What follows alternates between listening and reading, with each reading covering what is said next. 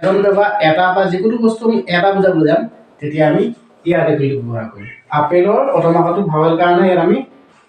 N article use কৰিম তাত A N D এটো এটাত ব্যৱহাৰ হ'ব এনটো এটাতে ব্যৱহাৰ হ'ব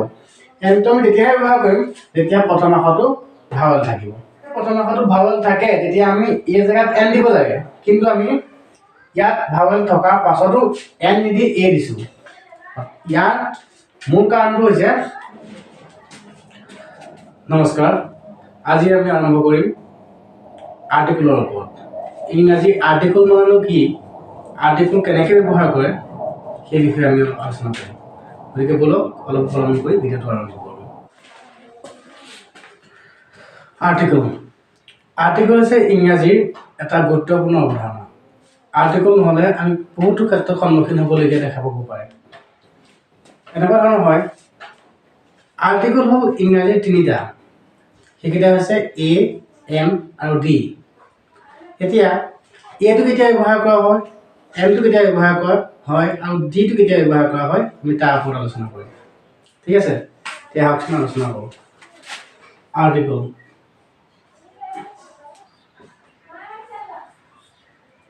আৰ্টিকেল আৰ্টিকেল তিনিটা হয় সেইকেইটা হৈছে এক এ দুই এন আৰু তিনি ডি এই তিনিটা হৈছে আৰ্টিকেল এ এন আৰু ডি এতিয়া এইটো কেতিয়া ব্যৱহাৰ কৰা হয় এইটো আমি তেতিয়া ব্যৱহাৰ কৰিম যেতিয়া আমি ইংৰাজী বাক্যৰ যিকোনো এটা বস্তু বা অবজেক্টৰ এটা বুজাবলৈ যাম তেতিয়া আমি এটা বুজাবলৈ যাম ধৰি লওক মই এজন ল'ৰা সেইটো বুজাবলৈ যাওঁতে আই এম ওৱান বয় নহয় ওৱান বয় হ'ব জানো ওৱান বয়টো নহয় তেতিয়াও নহয় তেতিয়া কি হ'ব এই আৰ্টিকেলটো ইউজ হ'ব এক্সাম্পল আই এম বয় অৰ্থাৎ মই ল'ৰা এতিয়া ইয়াত হৈছে আই এম বয় অৰ্থাৎ মই ল'ৰা আই এম মানে মই ল'ৰা এতিয়া মই ল'ৰা হৈছে মই এজন ল'ৰা বুজাবলৈ যাওঁতে কি হ'ব ই হ'ব ই আৰ্টিকেলটো ইউজ হ'ব বুজি পাইছে এই আৰ্টিকেলটো কেতিয়া ব্যৱহাৰ কৰা হ'ব যেতিয়া আমি এজন বা এটা বা যিকোনো বস্তু আমি এটা বুজাবলৈ যাম তেতিয়া আমি এই আৰ্টিকেলটো ব্যৱহাৰ কৰিম তাৰ উদাহৰণ I have a pen অৰ্থাৎ এইটো এটা article I have a pen অৰ্থাৎ মোৰ এটা কলম আছে এইটো যে এটা কাৰণে ব্যৱহাৰ কৰা হৈছে ঠিক আছে আৰু এটা উদাহৰণ This is a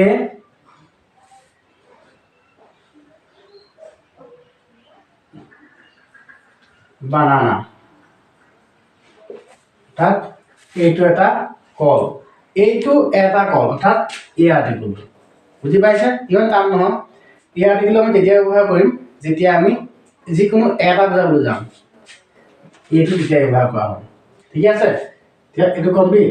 বুজি পাইছে নহয় এই আৰ্টিকেলটো আমি তেতিয়াই ব্যৱহাৰ কৰিম যেতিয়া আমি যিকোনো বস্তু এটা বুজাবলৈ যাম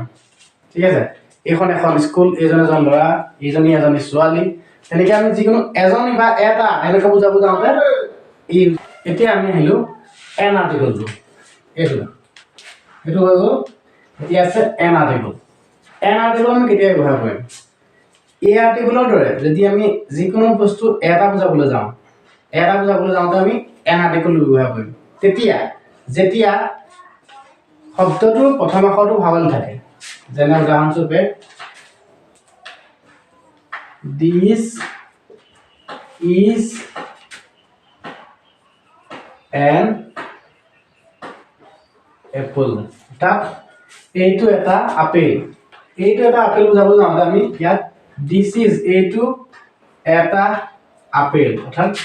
এইটো এটা আপেল বুজাবলৈ যাওঁতে আমি এই আৰ্টিকেলটো ইউজ কৰিব লাগিছিলে কিন্তু আমি এই আৰ্টিকেলটো ইউজ নাই কৰা কিয় নাই কৰা কাৰণ এই প্ৰথম আখৰটো ভাৱেল অৰ্থাৎ আপেলৰ প্ৰথম আখৰটো ভাৱেল কাৰণে ইয়াত আমি এন আৰ্টিকেল ইউজ কৰিম তাত এ এম ডি এটো এটাত ব্যৱহাৰ হ'ব এমটো এটাতে ব্যৱহাৰ হ'ব এমটো আমি তেতিয়াহে ব্যৱহাৰ কৰিম যেতিয়া প্ৰথম আখৰটো ভাৱেল থাকিব ঠিক আছে দিছ ইজ এন এপল ভাৱত আহিব দিছ ইজ এ অনিয়ন অৰ্থাৎ এইটো এটা পিঁয়াজ এইটো এটা বনাওঁতে এই ব্যৱহাৰ কৰিছোঁ ইয়াত এইটো কেলৈ ব্যৱহাৰ কৰিছোঁ এইটো ভুল সেইটো কাৰণে ব্যৱহাৰ কৰিছোঁ অৰ্থাৎ ইয়াত এন হ'ব লাগিছিলে অৰ্থাৎ এই প্ৰথম আখৰটো অ' আছে অ'টো ভাৱেল সেইকাৰণে আমি এই জেগাত এন দিব লাগিব বুজি পাইছে যদি যিকোনো এটা বাক্যত এটা বুজাবলৈ যাওঁ এটা বুজোৱা শব্দটো যদি প্ৰথম আখৰটো ভাৱেল থাকে তেতিয়া আমি এই জেগাত এন দিম ঠিক আছে আৰু এটা আহিলে I am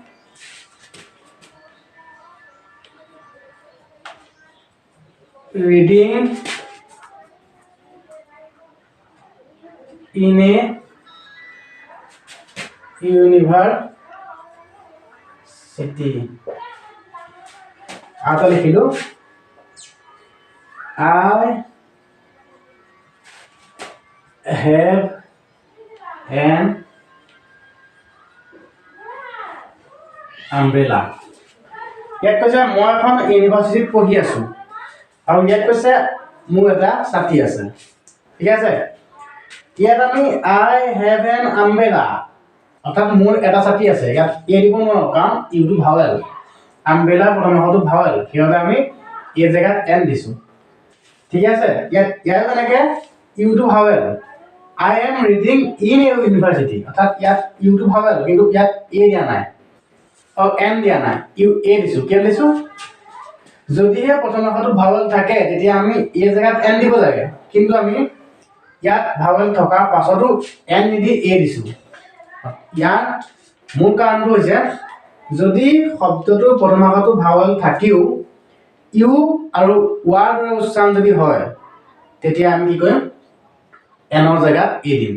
এটা একদম গুৰুত্বপূৰ্ণ কথা মনত ৰাখিব ভাৱেল থাকিলেও আমি এন দিব নোৱাৰিম কিছুমান শব্দত যিবোৰ শব্দত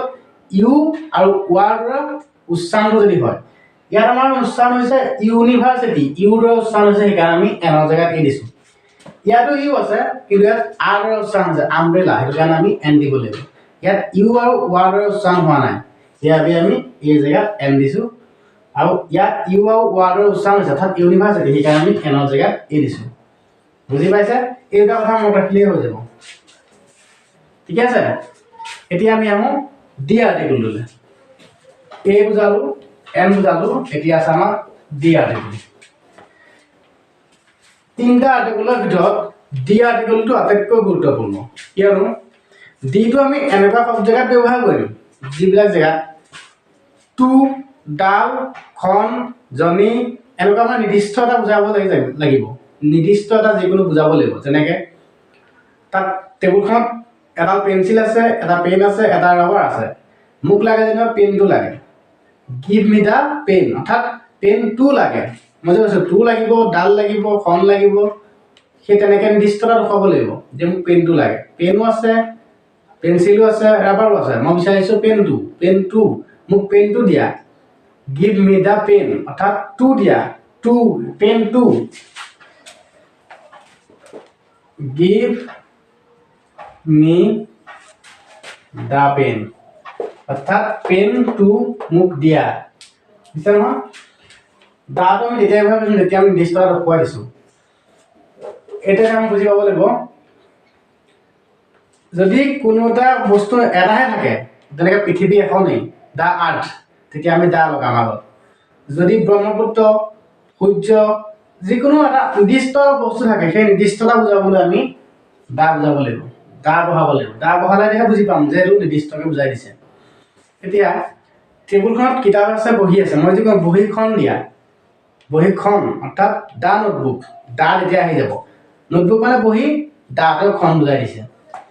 বুজি পাইছা এতিয়া তেনেকৈ দা আৰ্থ moves around the sun অর্থাৎ আর্থ পৃথিবী এখনে আছে কি হবে দা আর্থ moves around the sun অর্থাৎ দা সান সূৰ্য এটাই আছে সেইকাৰণে আমি দা সান দিছো বুজি পাইছে অৰ্থাৎ পৃথিৱী সূৰ্যৰ চাৰিওফালে ঘূৰে The earth moves around the sun সূৰ্যটোৰ চাৰিওফালে পৃথিৱীখন ঘূৰে সেইটোকে বুজাইছে সূৰ্যটোৰ অৰ্থাৎ the sun পৃথিৱীখন the earth বুজি পাইছে বহুত সিম্পল অলপ ক্ৰিটিকেল দেখো যে সূৰ্যটোৰ চাৰিওফালে পৃথিৱীখন ঘূৰে ঠিক আছে সূৰ্যটো the sun